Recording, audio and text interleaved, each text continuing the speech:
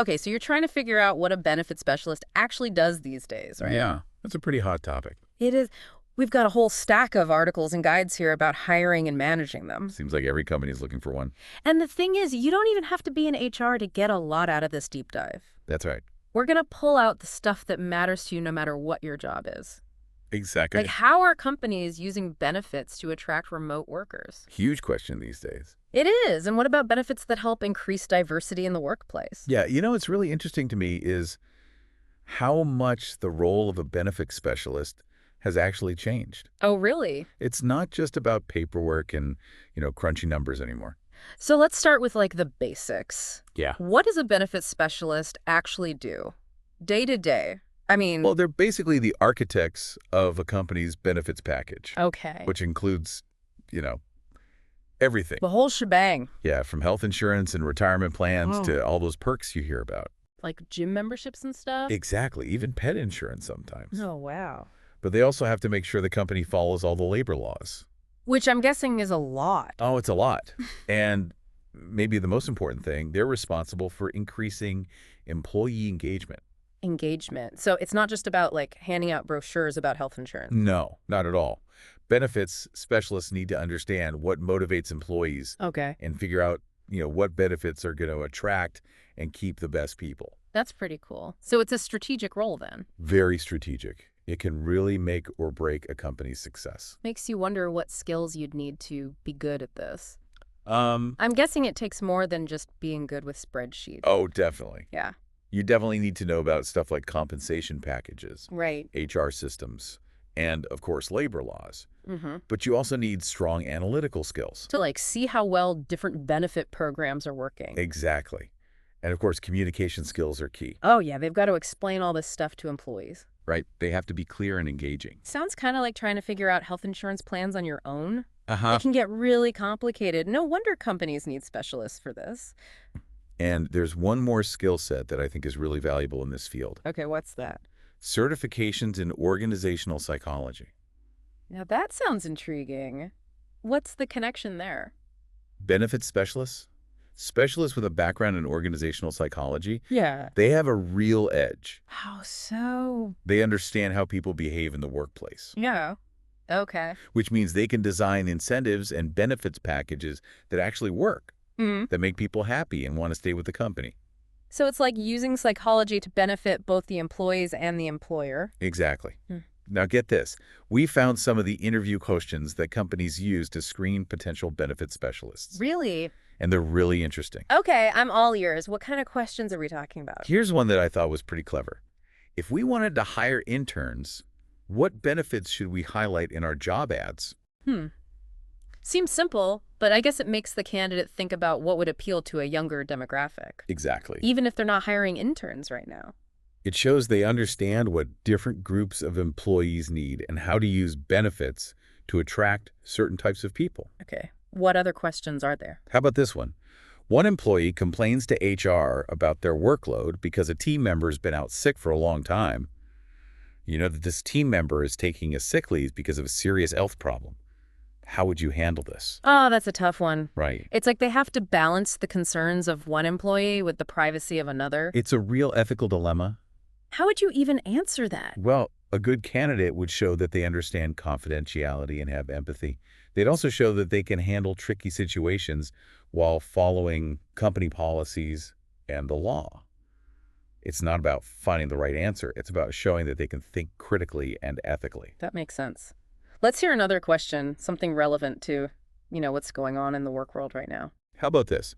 What benefits would you suggest we offer to remote workers? Oh, yeah. That's a big one these days with so many companies going remote. Huge. Yeah. It forces the candidate to think about things like home office stipends, Right. co-working space memberships, or even, allowances for technology.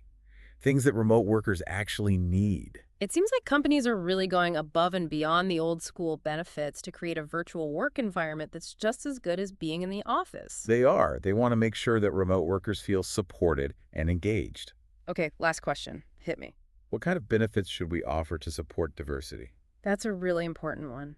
Diversity is such a crucial topic these days. It is, and it's great to see companies taking it seriously. So, what would a good answer to that question look like? It would show that the candidate is aware of social trends and can align benefits with the company's goals. Things like inclusive parental leave policies, cultural sensitivity training, or even mentorship programs for underrepresented groups. Wow, so it really seems like the role of a benefits specialist has expanded way beyond just traditional benefits. It has. They're playing a much bigger role now in shaping company culture, fostering inclusivity, and making sure that employees feel valued and supported. Okay, so we've talked about what benefits specialists do and the skills they need, even how companies interview them. But let's shift gears a bit.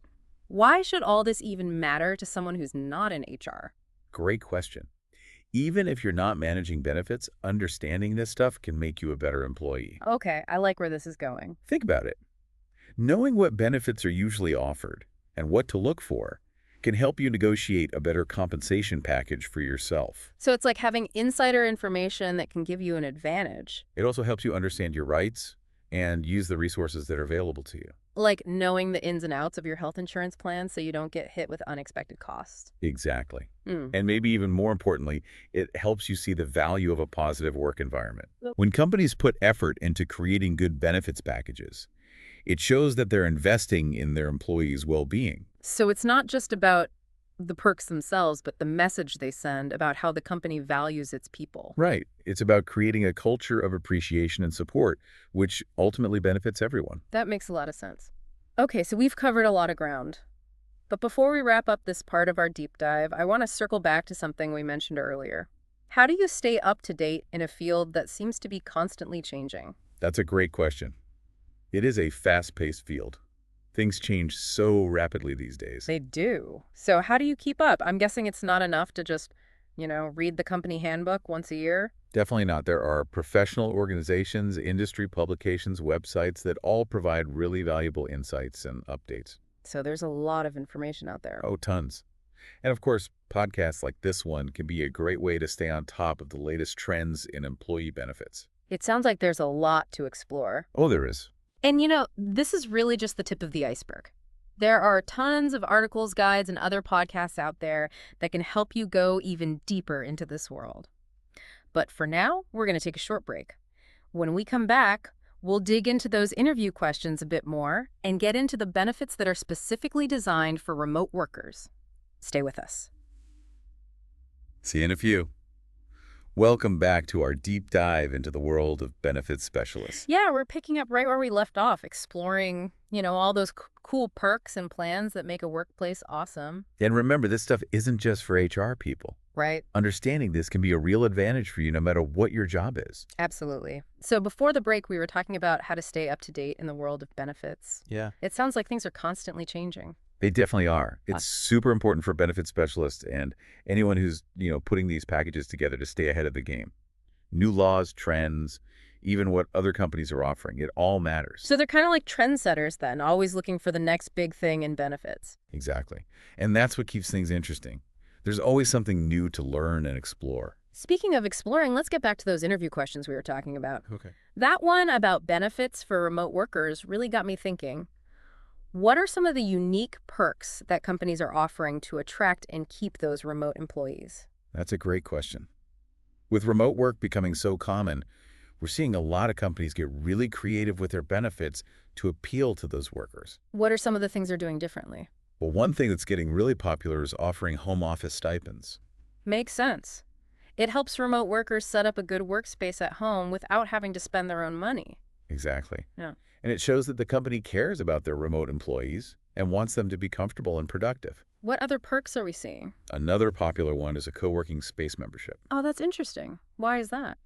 It gives remote workers a place to go outside of their homes, a chance to connect with other people and avoid that feeling of isolation that can sometimes come with working from home. So it's not just about the physical space. It's about building a sense of community, even for people who aren't in the office every day. Exactly. And of course, there's technology. Lots of companies are providing remote workers with the latest gadgets and software to keep them connected and productive. It's like they're creating a virtual office. It's just as good as the real thing. That's the goal, to make working remotely as seamless and rewarding as possible. Are there any other benefits that are specifically designed for remote Oh, workers? yeah, for sure. Companies are also realizing how important work-life balance is for remote workers. Right. So they're offering things like flexible schedules and even help with childcare. It's all about recognizing that remote workers have different needs and finding ways to meet those needs. Absolutely. Now let's switch gears and talk about that question about diversity. What kinds of benefits are companies offering to make their workplaces more inclusive? This is a really important topic. I'm glad we're talking about it. One area where we're seeing a lot of positive change is parental leave. That's great to hear. How so? A lot of companies are moving beyond the traditional maternity leave Okay. and offering more inclusive parental leave policies that support all kinds of families. You know, So it doesn't matter what your gender is or sexual orientation, all parents get the support they need. exactly. Another important benefit is cultural sensitivity training. What's the thinking behind that? It helps employees understand and appreciate different perspectives and backgrounds, Okay. which is so important for creating a workplace where everyone feels respected and valued. It's about creating an environment where everyone feels welcome. Right. And then there are benefits that are specifically designed to support underrepresented groups, things like mentorship programs or scholarships that help them continue their education. It's about leveling the playing field and making sure everyone has the opportunity to succeed. Exactly. It's about recognizing that diversity is a strength and that everyone benefits from a truly inclusive workplace. Now that we've explored some of these specific benefits, I'm curious about the bigger picture. Why is all of this so important? Why should companies invest so much in creating these great benefits packages? That's a great question. It's easy to focus on the individual perks and lose sight of the bigger goal. So what is the goal? Well, the most basic reason is to attract and keep talented people. In a competitive job market, companies need to offer something special to stand out. So it's like they're competing for the best employees, and benefits are a big part of that. Exactly. But it goes beyond just recruiting. A good benefits package can boost morale, make people more productive, and even reduce turnover. So it's not just about making employees happy, it's about good business. Exactly. When employees feel valued and supported, they're more likely to be engaged and do their best work. It's a win-win. Happy employees, thriving company. Makes sense to me. And don't forget about the impact on company culture. The right benefits package can send a strong message about the company's values and create a really positive and supportive environment. It's like saying, this is who we are, and this is how we take care of our people. Exactly. And that message can make a huge difference, both for attracting new talent and keeping the people you already have. So we've talked about what benefit specialists do, the skills they need, and the types of benefits they're offering. But what about the challenges? I'm guessing it's not always easy to keep everyone happy and stay within budget. You're right, there are definitely challenges. One of the biggest is costs. Benefits can be expensive, and benefits specialists need to find creative ways to balance what employees need with what the company can afford. Sounds like a tough balancing act. It can be. Mm-hmm. They also have to stay up to date on all the regulations and make sure the company's doing everything by the book. So they need to be both creative and detail-oriented. Absolutely. And then there's the challenge of communicating effectively with employees. Benefits can be really complicated, Yeah. and they need to explain them in a way that everyone understands. It's like they need to be translators taking HR jargon and making it clear for everyone. Right. And then there's the challenge of keeping up with what employees expect. What was considered a great benefit a few years ago might not be enough today. So they need to be in tune with what employees actually want and need. Exactly. They have to be constantly adapting and evolving to meet the changing needs of the workforce. Wow, it sounds like they have a lot on their plates. It's a tough job, but a really important one. It is. They're the ones shaping the employee experience and making the workplace a better place. We've covered a lot of ground in this episode, but I'm sure there's even more to explore in the world of benefits. Oh, definitely. In part 3, we'll go even deeper into the trends that are shaping the future of employee benefits. We'll talk about what we can expect to see in the years to come. I'm looking forward to that. Stay tuned. We'll be right back after a short break. Welcome back to the Deep Dive. We've been digging into this whole world of benefits specialists. It's fascinating stuff. It is. We've talked about what they do, the skills they need, even the challenges they face. And how it's not just about traditional benefits anymore.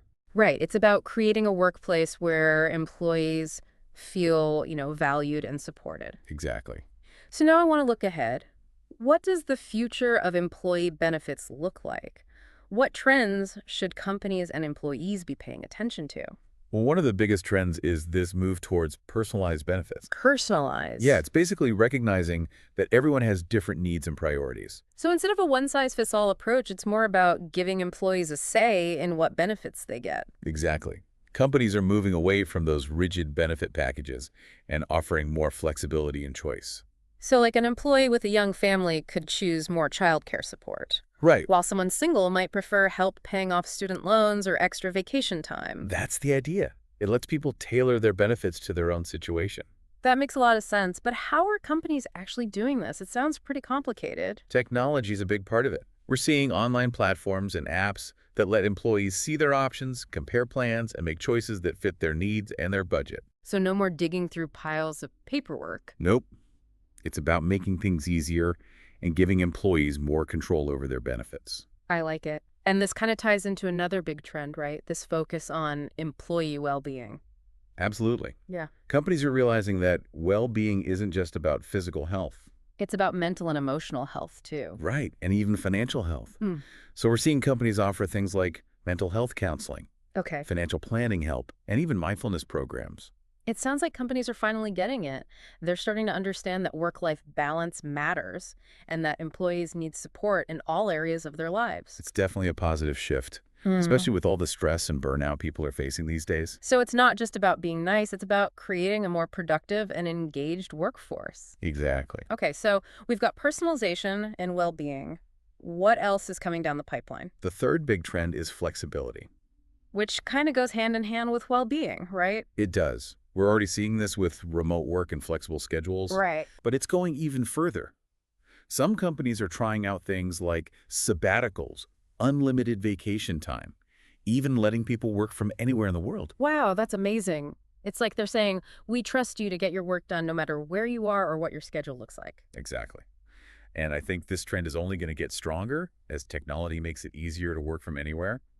So to sum it up, the future of benefits is all about personalization, well-being, and flexibility. Those are three big things that are changing how companies attract, keep, and support their employees. And as these trends keep evolving, I bet we'll see even more creative and innovative benefits popping up. Oh, for sure. It's a really exciting time to be in this field. Well, we've covered a lot of ground in this deep dive into the world of benefits specialists. We have. But before we go, I want to leave our listeners with a few key takeaways. Sounds good. First, remember that benefits are a big part of your total compensation package. Don't be afraid to negotiate for what you want when you're considering a new job. That's such good advice. You deserve to have the benefits that are important to you. Absolutely. And if you're in a position to influence your company's benefits, push for programs that support well-being, flexibility, and diversity, those are the areas where we're seeing the most progress. I agree. Those are the things that really make a difference for employees. It all comes back to that evolving role of the benefits specialist, right? It's not just about admin work anymore. Right. It's about strategically creating a positive employee experience. It's about understanding what makes people tick and building a workplace where they feel valued, supported, and ready to do their best work. Well said. So as we wrap up this deep dive, we want to leave you with one final thought. As the world keeps changing, what new benefits do you think will emerge in the future? And what would you prioritize if you were designing a benefits package for your dream company? Think about it and let us know. Thanks for joining us on the deep dive.